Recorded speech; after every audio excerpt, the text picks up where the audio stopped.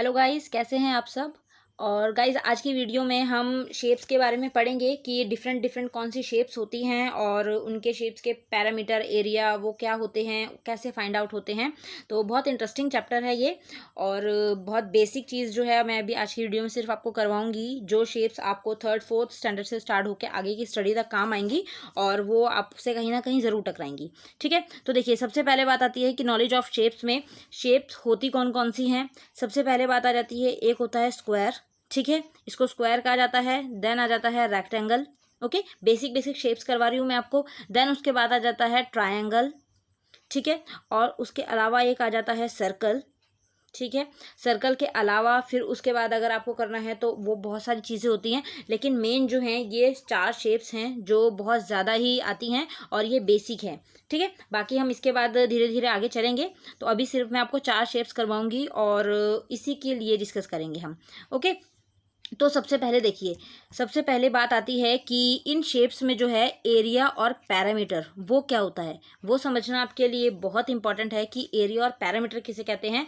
तो उसके लिए भी मैं अभी आपको एक चीज़ बताती हूँ कि आपको वो कैसे पता लगेगा या फिर आपको कैसे समझना है। ठीक है, लाइक मान लीजिए कि एग्जाम्पल लेते हैं कि एक टेबल है। ठीक है, टेबल के ऊपर एक प्लेट रखी है। ओके, मान लीजिए ये एक प्लेट है और इसमें कुछ है ऐसा मान लेते हैं। तो देखिए, ये प्लेट है। ठीक है, अब इसको हमें पता कैसे चलेगा कि इसमें एरिया क्या है और पैरामीटर क्या है।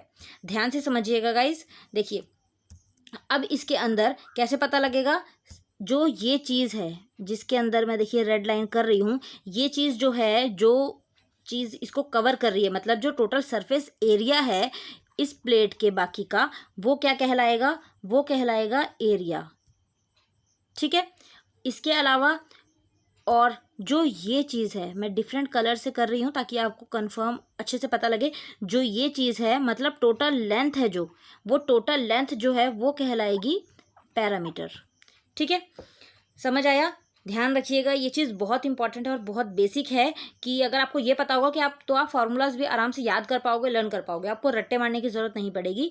जो चीज़ किसी भी जगह को कवर करती है उसको हम एरिया कहते हैं। मतलब कोई चीज़ जो है जिस जगह को कवर कर रही है, लाइक ये प्लेट जो है यहाँ पर अंदर का एरिया जो कवर कर रही थी उसको हम एरिया कहते हैं, मीन्स टोटल सरफेस एरिया। ठीक है ना, वो चीज़ एरिया कहलाती है।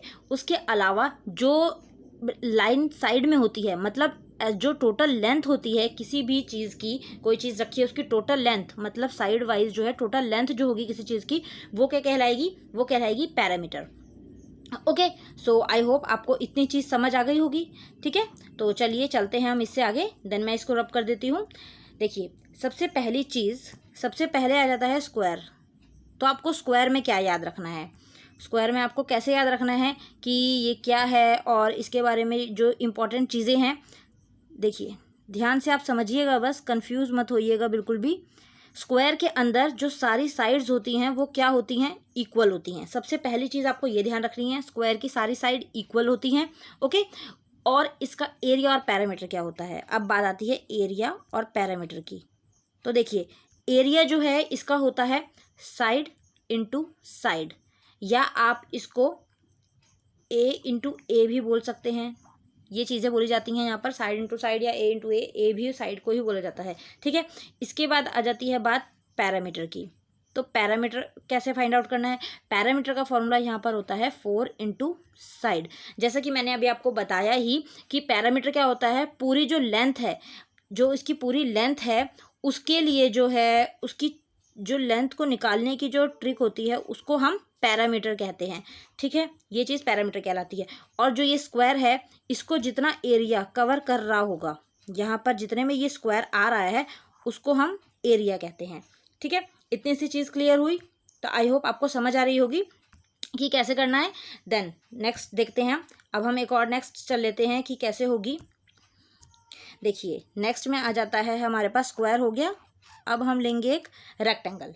ठीक है, ये थोड़ा सा टेढ़ा हो गया, एक बार मैं स्टार्टिंग से बनाती हूँ। देखिए, देन मैं लूँगी एक रेक्टेंगल। इसको क्या कहा जाता है, रेक्टेंगल। अब आप ये कहेंगे कि रेक्टेंगल और स्क्वायर तो एक जैसे ही थे, इसमें तो कोई हमें फ़र्क नहीं दिखा। तो ऐसा नहीं है। देखिए रेक्टेंगल और स्क्वायर में क्या फ़र्क होता है, स्क्वायर की सारी साइड इक्वल होती हैं, लेकिन रेक्टेंगल में क्या होता है, रेक्टेंगल की जो अपोजिट साइड होती हैं वो इक्वल होती हैं, मतलब कि ये वाली और ये वाली। ठीक है, मैं दूसरे कलर से आपको करके बता देती हूँ ताकि आप बिल्कुल भी कंफ्यूज ना हो। एक ये वाली साइड और एक ये वाली साइड, देखिए ये इक्वल है, ये वाली साइड और ये वाली साइड ये इक्वल है।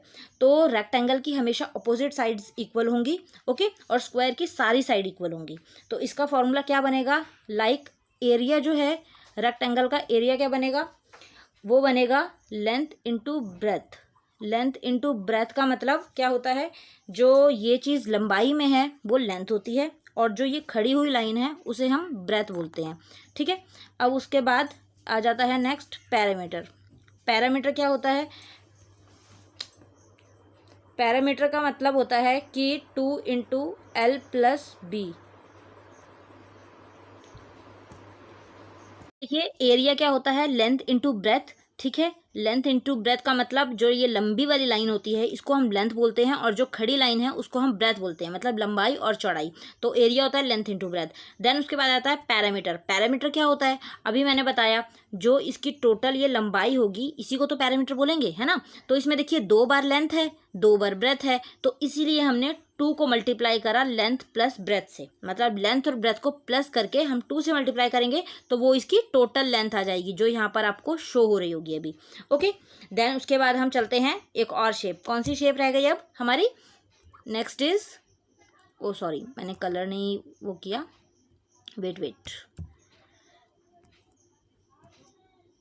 अब देखिए नेक्स्ट शेप जो आती है वो कौन सी आती है हमारे पास, दैट इज रेक्टेंगल, है ना। लास्ट शेप जो हम बेसिक शेप्स कर रहे हैं, तो लास्ट इज ट्रायंगल।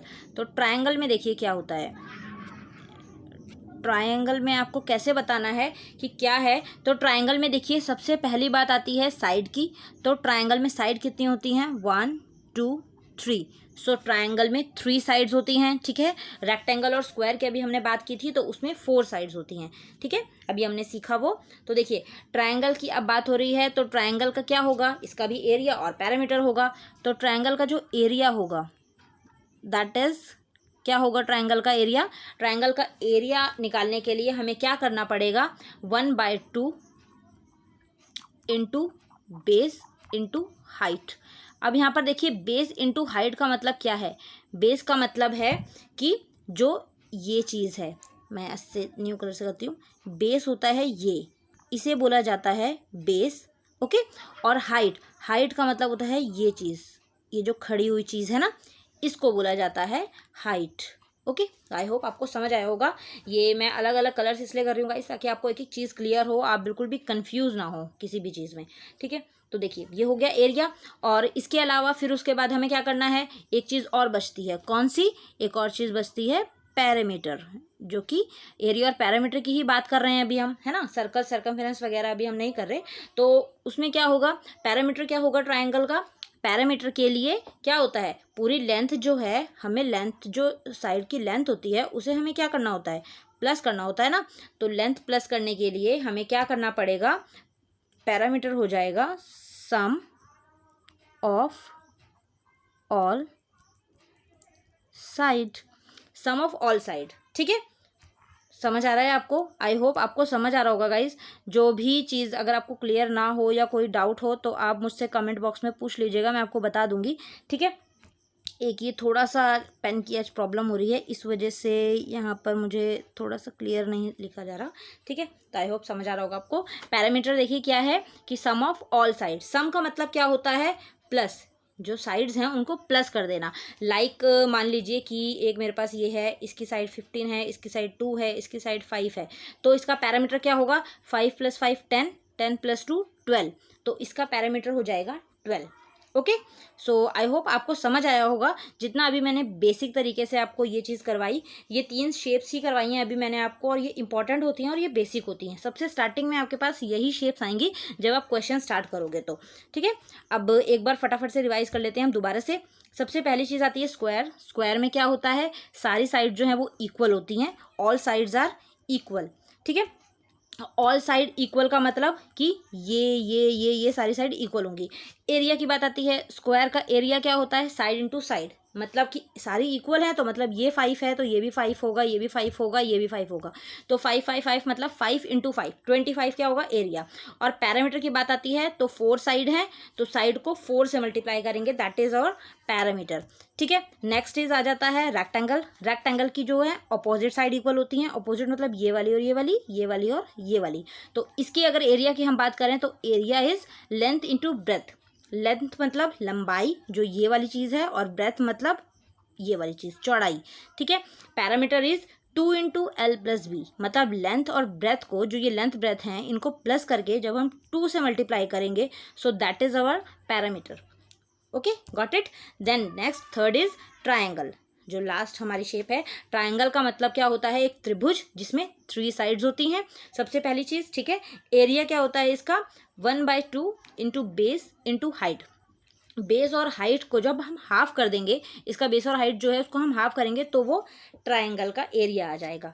ठीक है, देन पैरामीटर की बात होती है तो पैरामीटर क्या होता है, सम ऑफ ऑल साइड, मतलब जो इसकी साइड होंगी उसको हम प्लस कर देंगे तो वो उसका पैरामीटर आ जाएगा। ओके गाइज, तो आई होप आपको ये समझ आई होंगी तीनों शेप्स। इसके बाद जो ये ट्राइंगल है ना, ये पैरेललोग्राम में से होके ही बनता है, तो वो शेप भी हम अब करेंगे, लेकिन हम नेक्स्ट पार्ट में करेंगे वो। इट्स ओके, अभी आप ये 3 शेप्स जो हैं इसे अच्छे से समझिए और इसे अपनी कॉपी में नोट डाउन कर लीजिएगा। इन्हें जिस तरीके से मैंने आपको बताया एरिया और पैरामीटर में डिफरेंस, उसको आप ध्यान से समझिएगा और कोशिश कीजिएगा इन फॉर्मूलोज को याद करने की। ठीक है, तो मिलते हैं नेक्स्ट वीडियो में और इसकी नेक्स्ट पार्ट के साथ। ठीक है, तब तक के लिए बाय बाय। और वीडियो को प्लीज़ गाइस, अगर हो सके तो, अब मुझे आपके लिए लिखना ही पड़ेगा, अगर वीडियो को अगर आपको अच्छी लगी हो तो वीडियो को शेयर ज़रूर कीजिएगा अपने फ्रेंड को, और लाइक ज़रूर कीजिएगा अगर आपको वीडियो पसंद आई हो। उसके अलावा एक चीज़ और बचती है, विच इज़ सब्सक्राइब ज़रूर कीजिएगा अगर आप चैनल पर न्यू हैं। देन इसके अलावा एक चीज़, bell icon, which is most important, कि अगर आप पढ़ाई कर रहे हैं तो आपको बेल आइकन ज़रूर प्रेस करना है। उससे क्या होगा, आपको मेरी वीडियोस की नोटिफिकेशन टाइम पे मिलेंगी और आप वो वीडियोस देख पाएंगे टाइम से। ओके, सो मिलते हैं नेक्स्ट वीडियो में नेक्स्ट टॉपिक के साथ। Thank you so much guys, bye bye.